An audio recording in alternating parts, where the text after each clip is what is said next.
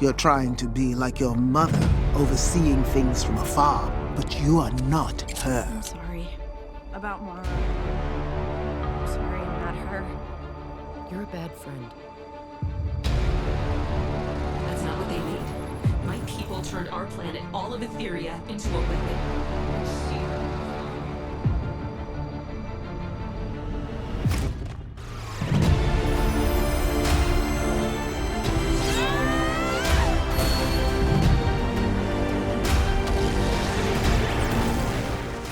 Podcast character designs done by Demon Artie. Be sure to follow her over on Twitter at ArtieDemon. She-Ra and the Princesses of Power, Season 5, Episode 11, Failsafe.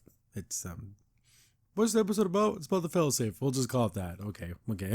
At least they didn't try to be cute or funny with the title. And this one is, first off, the art and animation, I don't think has been any worse than it's been in this episode. There's lots of, like, very jerky movements. You'll see in the clips that I play throughout the review, and it's pretty bad. Like, there's some close-ups of like Adora's hands, and they're just drawn bad. Like they just ran out of money, right? And these idiots want a movie. No, that's not gonna happen. Story-wise, what the hell? So Shadow Weaver knows everything about this place.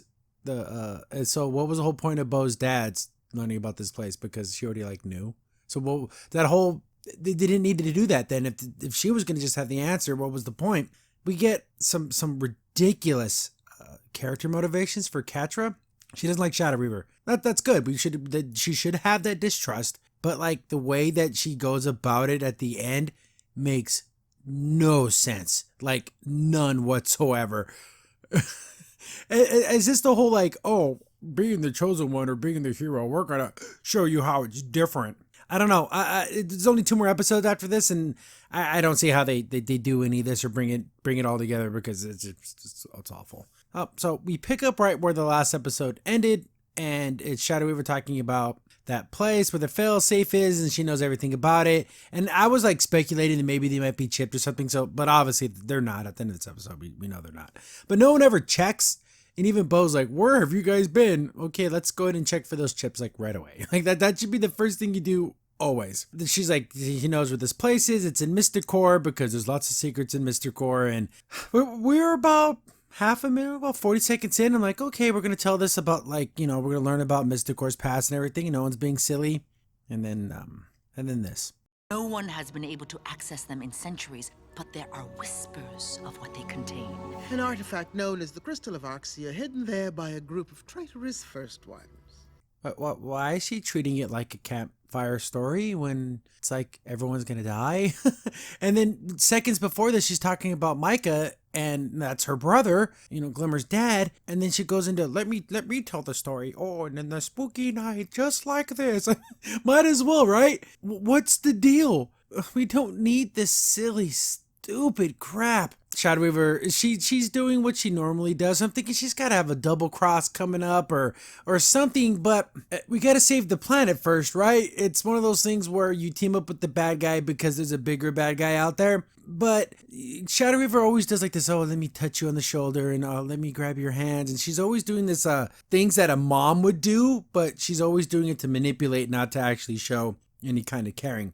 Okay, let's see. This is where this failsafe is. We're going to go. And then Catra she becomes Boohoo Boone, and she takes off. I don't like Shadow Weaver. That's all we got. It's not like there's another plan or there's another way to figure this thing out. She's the only source of information, and they have to kind of trust her. Even though this is what happens when you don't have enough episodes. They have to trust her.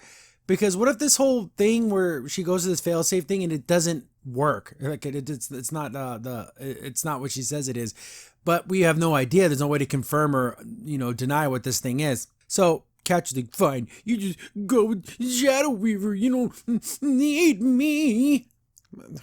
Catra, this is the end of the world. You got to get over it. Got to get over yourself. Whatever happens.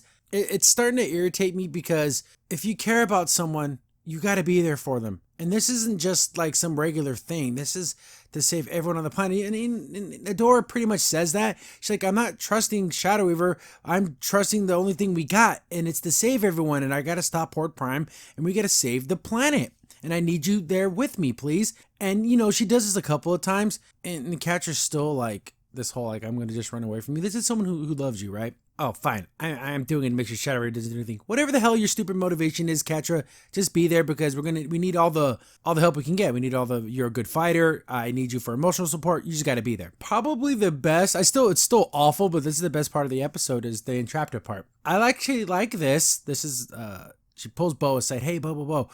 I was, look how bad Spinnerella looks at bed. Oh my God, it looks so bad. She's like, hey, I got her chip out, but it was like way more complicated than Catra's chip. So this was like, because remember how we saw in the previous episodes, like that green, I don't know, it was like digging itself deeper into the people who've been chipped.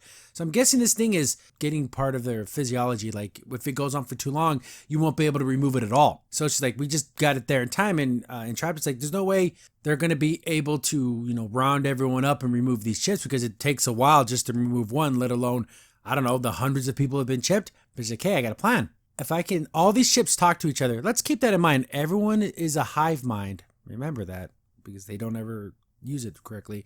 Everyone's in a hive mind, and if I can figure out this pattern, this signal, I can effectively disconnect everyone from it and basically de-chip everyone all at the same time, which is a really super cool idea. Entrapta's crazy smart. She can probably figure this out. And Bo's like, that's awesome, Entrapta. You're a genius. Keep working on it. We're going to go look for this Arxis thing, and you keep working on it. I'm like, oh, wow. That was like, you know, a normal conversation, and he's happy that she figured something out and she's going to keep working on it. And there was no silly, stupid joke or anything. It was just a normal thing. I thought it was pretty cool. We get Mysticore, and look how bad this looks. This looks like a level in Super Mario World on the Super Nintendo. This looks awful. This looks absolutely awful. And someone explain Milog's powers to me, because at times it looks like he's teleporting them, or like turning into mist like freaking Dracula and like just like moving them along. And there's times where they just look like they're invisible, so they're just walking. Is it both, or what's the deal with that? It's weird. And I was thinking, since Milog this is magic, right? So shouldn't these magical people be able to sense this magic? But yeah, look, they're like see-through, invisible. You know how in old Hanna-Barbera cartoons, this is what it would look like when someone was invisible, and then they turn to mist. What's the deal with that? Are they invisible or are they mist? Whatever. It doesn't matter. No one cares. So they start making their way through Mysticore, and then Micah's just walking around, you know, and they're like, oh, everyone stop. Everyone be quiet. He looks down the hall and does like a hard stare, but he walks by. Why was he just staring at the nothing? Why not test it? Why not just shoot some, like a low level fire spell or something just to like sweep the halls? I don't know. Whatever. They don't do anything. They make their way towards that chamber, and this is the same chamber that Shadow Weaver used when she was like trying to summon the that evil dark energy, which I think was the Failsafe energy. Again, they don't really explain any of this, and there's not enough episodes and to even make any type of connection. But it just seems to me that they're just, you know, just winging it because none of these things actually connect. Whatever. They start to walk in there. They're like, oh no, okay, cool. Everything's clear. But there's one of these mages are over there, sorceresses, and Shadow Weaver grabs Catra. Whoa, shut up! You know, keep your voice down. And he's like, oh my God, don't touch me. Catra kind of ruined this mission. Pretty much, she's just too on edge. The cloak ends, and then we get a really bad shot of Adora here. Oh my goodness, how horrific does this freaking look? Oh my God, it's some of the worst art in the whole series, hands down. But she can't turn into She-Ra. And this is what the I don't believe in myself. It's like the fourth or fifth time that Adora has to learn this lesson of believing in yourself. That's a season 1, maybe leaking into season 2 lesson. This is season 5 in the last 3 episodes, and she's still having these problems of believing in herself. So this fight starts, and it's an awful fight. It's terrible. And then we get weird stuff like, okay, no, they make their glyphs, and they usually will summon something like a fireball or lightning or illusion. The glyph itself is the attack. Huh? That wasn't ever like that before. But okay, whatever. It's just weird, stupid stuff like that. Because even Noelle says she doesn't know how to write fight scenes. She doesn't know how to write at all. But she's really, really bad at these. So the fight's on, and then we get to Oh, goody goody Swiftwind. Oh, Swiftwind, this horse. So we get entrapped in Swiftwind, quite possibly the smartest character in the show, teamed up with the absolute dumbest character in the show. So Entrapped is like, I gotta figure this out. I need to get to an area where there's a lot of clones or a lot of people that are chipped, so I can scan the area, and then it'll help me figure out how to, infiltrate the code and break it and do all that stuff. Swiftwind's like, that's a bad idea. You don't want to be out there with all these clones. It's just dangerous. And he's like, hey, there's no way I'm gonna be able to stop you, right? And she's like, nope. And he's like, okay, just jump on. I'll take you there. So at least he's looking out for her and trying to protect her, which is nice. Get back to Mystic Core, and they're all running around and everything. Remember how they're a hive mind and they're all connected? Wouldn't every single person that was chipped know exactly what was happening at all times? So once they start attacking one of them, wouldn't they all know, every mage, every person come rushing towards where they're at? Doesn't seem to work that way. I don't know. If they don't explain it, no one knows. They're running on that hall that had all the previous guess they're grand masters or whatever. I don't know, the High Wizards Council. And they even see like the statue of Lightspinner, which was like all darkened out, which is, when she tried to take the dark magic and to become Shadow Weaver. But they find the secret door, they opens up and they go in there. And then I guess there's like on the other side of the wall, there's like murals and stuff, and that's like their history. So I guess they've been trying to access this power for a while, and no one's been able to do it. No one's been able to actually be able to harness it. We get more walking, and this is this kind of stuff I was talking about that I actually do like. Catra is like a mess right now. Adora walks up to her, she's like, hey, what's going on? It's gonna be okay. We're here together. You have me, I have you. And she gives you that smile, like that reassuring smile that it's gonna be okay as long as we stick together. Good. Smaller, more real. It hits home a lot harder than the over the top antics that they've done in other episodes. This little scene with them, that's good. But we get Shadow Weaver playing. She's playing her hand too hard, and unless this is her plan, is to throw everyone off. But the world's at stake here, and she's basically it's what Shadow Weaver says is true, but she's just being a bitch about it. Like, oh, so just don't want any more distractions or whatever, which is true. But she doesn't have to say it the way that she does. But she can't help but be mean. We start seeing some more of those murals, and then. Oh God, it's not a campfire story. She trying to scare them, because she even does like the ooh hands. Look, that's what that is, right? What? Why are you doing this? And freaking, it's so stupid. But she tells the story about how they've been trying to access this power from the Arxis thing, and no one's been able to do it. And they even show like those evil hands. Remember when Shadow Weaver was trying to access that dark magic? Then she basically says, yeah, others should try to do it too. And then she's like, you know what? It would have worked too, but Micah gave up on the he stopped the transfer of energy. And rightfully so. Cass is like, he was a child and you manipulated him. You're an awful person. All these things are true. And she's like, yeah, he was a remarkable sorcerer. And he's like, even at that age, he was like way more powerful than all of you. And he's like, too bad it didn't run in the family, like kind of making fun of both Glimmer and her at the same time. But why do that? Why you're on mission, right? You're supposed to be on the same team. Why are you being such a bitch? Whatever. I guess you can't help it. Get back to Swiftwind, the dummy and the genius. The Swiftwind and Entrapta. Entrapta's trying to figure things out. I don't know what the significance of this is. We see this machine. I don't know what this is or what it does. And we see a bunch of the first ones riding on the ground. I'm assuming this is Horde Prime's plan to access the heart of Etheria. Like he's going to do something. We don't find out in this episode, but I'm assuming that's what this is. And hopefully it doesn't add up to nothing and they didn't spend all this time designing this machine for it to not to be used. But Entrapta's like, I gotta get closer. It keeps moving up. And then I actually like this. Swiftwind does something, for how stupid this character is. No amount of tech or information is worth losing you. If Horde Prime gets you, we're done. Like it's because you're like the key to all of making all this technology work. We can't lose you. Entrapta, this is the best part of the episode. And she's like, it's not about tech. It's about saving our friends. And if I can get this, if I can figure this out, I can save everyone. And I'm like, wow, that's like a real hero moment. That's a real hero thing. And of course, Swift was like, I hate all this because I don't want to have to get into a battle and end up losing you. He's like, just be quick about it. Be smart about it. She gets close enough and then starts, literally connecting the dots. And this is where it goes downhill.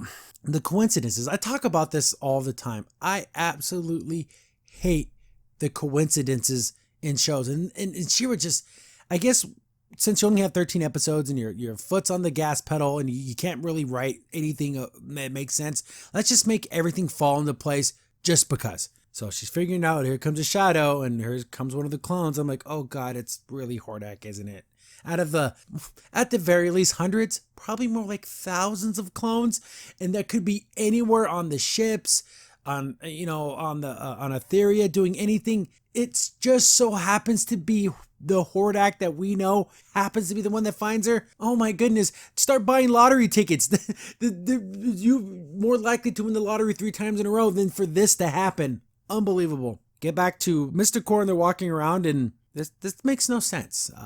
This is just ridiculous. I remember pausing the episode and thinking, what the F? So looks like there's a booby trap. It's glowing and no one else sees it. We have Shadow Weaver's like, hey, Adora, stop walking. Oh, but I'm a dummy. Steps on the trap and a bunch of fire blow comes up. I'm like, oh, did it like put a fire ring around her or did it literally just like become like a jet engine and like burn her up?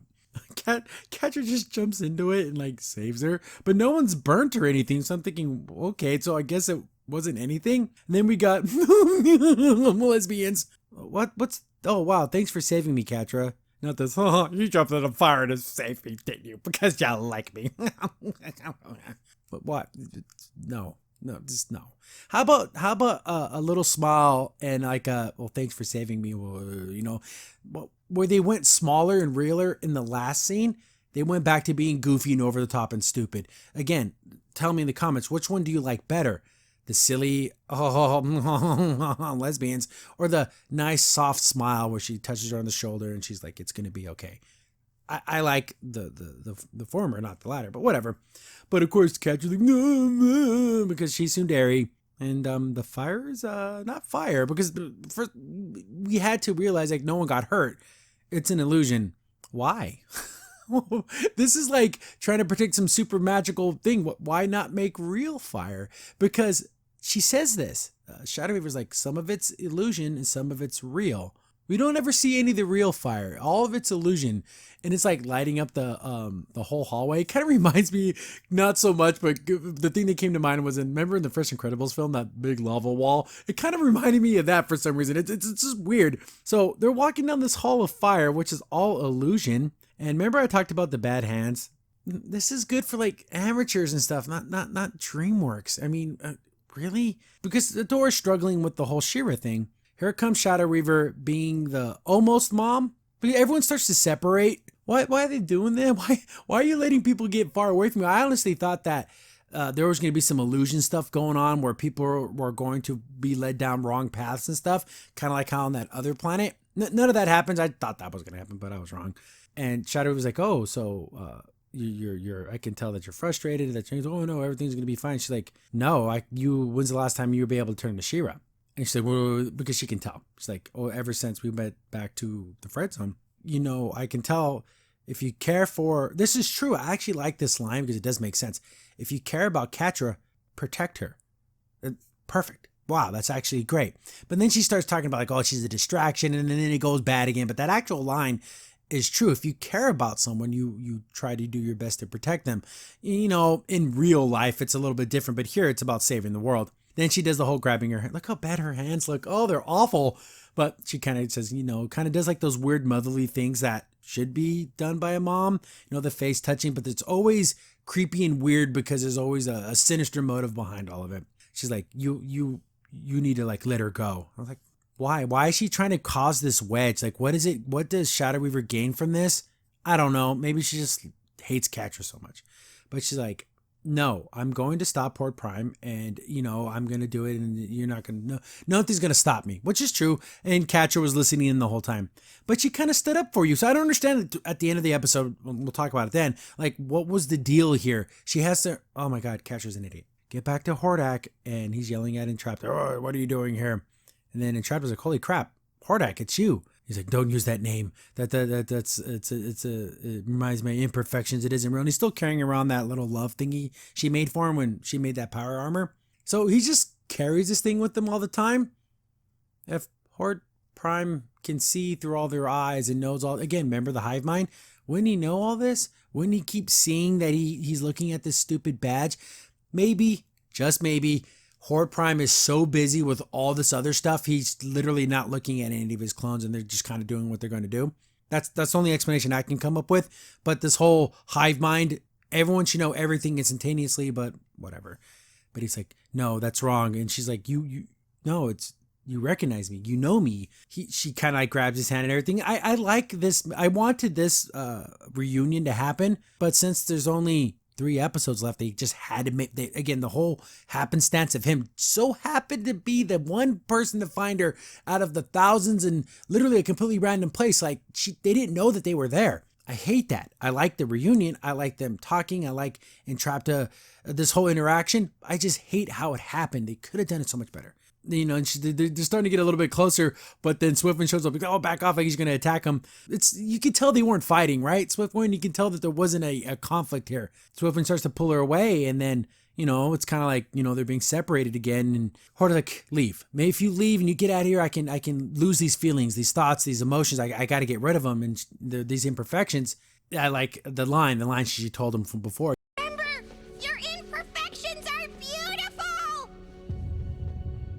I like that line. It's great. It's cute.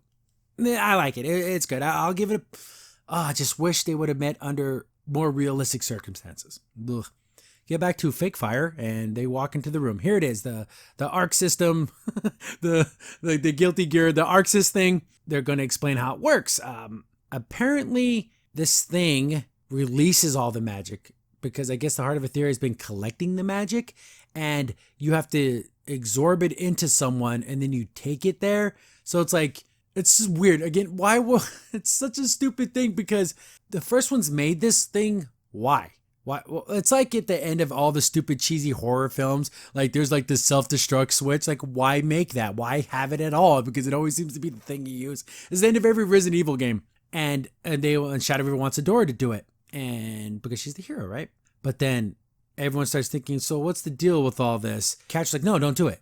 Forget it. Why don't you do it, Shadow River? Why you should be the one to sacrifice yourself, not her. And you've been down here before. You could have took this magic this whole time. So she had access to this thing. So it's the accusation. She never confirms if that's true or not. I'm assuming it's true. But what's the deal? So she knew the password to get in because she had to say the Friends of Mara thing. So Shadow River knew that? She knew about Mara?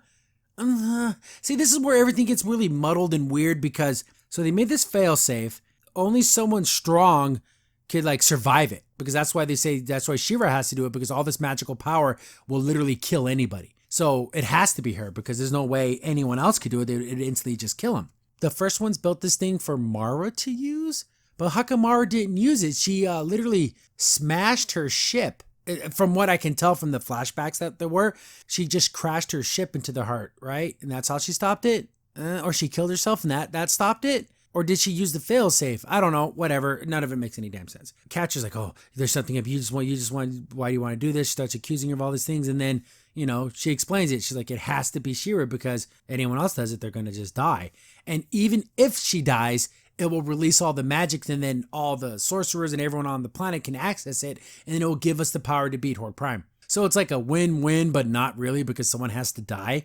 Everyone's like, whoa. We're not doing this. We're not going to sacrifice Adora for this plan. This is why you talk about the plan before?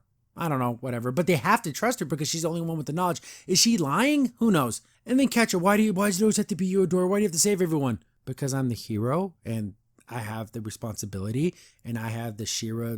That's what you do. Sometimes it sucks. Sometimes the hero has to make that sacrifice play because they're the hero. But I think Noelle Stevenson hates that idea, and that's why she does what she does. But Micah shows up, and he's super powerful and starts shooting some evil energy. And this is not like regular Micah. This is Micah using dark magic. So now Horde Prime has a knowledge of magic now? Because that was like his weakness, right? So now it's... I don't know. It's just weird. What's his plan? What's the overall plan for Horde Prime? Just kill everything? But then what's the... whatever. So this not so great fight starts up and everyone's doing stuff. And look at that. Milog did something. He actually attacked somebody. It took him long enough of just standing around. Then we get this other wizard lady and everything else just sucks.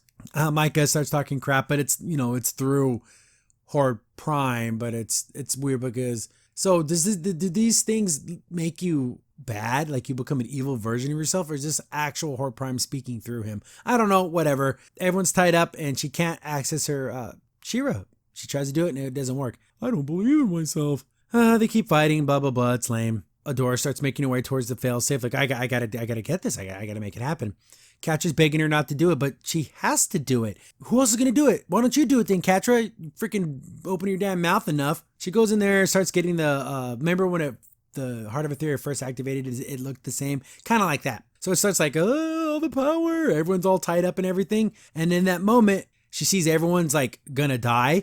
And then she's able to access her She-Ra form.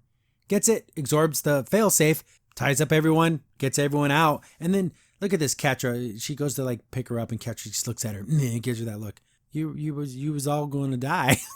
I don't know what the hell Catra's problem is. You freaking idiot. So it looks like a heart. God, Jesus, so freaking cheesy. So they start making their way out. Instead of saving these people, like or knocking out Micah or anything, they just leave them there. Okay. She collapses the building behind her, but I think he could easily get back to home base. Everyone's sleeping. Entraptor's still working on, trying to free everyone. And then she has, she brings a picture of Hordak and she gets that smile on her face. Because it was nice for her. Again, that's my favorite part of the episode. Even though I hated it, it's my favorite part of the episode. She has that smile like, I found him again. He's still there. He still remembers me. So that must be, that probably is really good for her heart. Especially for someone like Entraptor it's hard for her to make any real connections. Actually, she made a solid, true heart-to-heart connection with Hordak. And she still has that feeling, which is nice. That was cute. Bo reaches out to Glimmer for like, I don't know, hey, come to my bunk. That would have been hilarious. But here's Catra staring at Adora, and she's gonna run away again. Oh my god, I can't stand this. This whole ending makes no sense. So she's gonna leave. Milad goes with her, but Adora wakes up and notices she's missing. Chases after her, and this is just bad animation. All of it's just awful. It just looks terrible. She tries to she grabs her, tackles her. That's hilarious. It's like, Catra, what are you doing? Why are you running away? You don't need me. I'm Shadow Weaver. This is to save the world. This is like you kids came up with two different plans to go on a picnic and she picked Shadow Weaver's, day out. No, this is to save everything. There is no choice.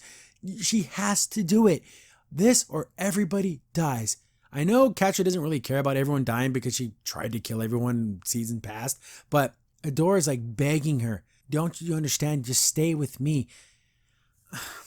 How many times?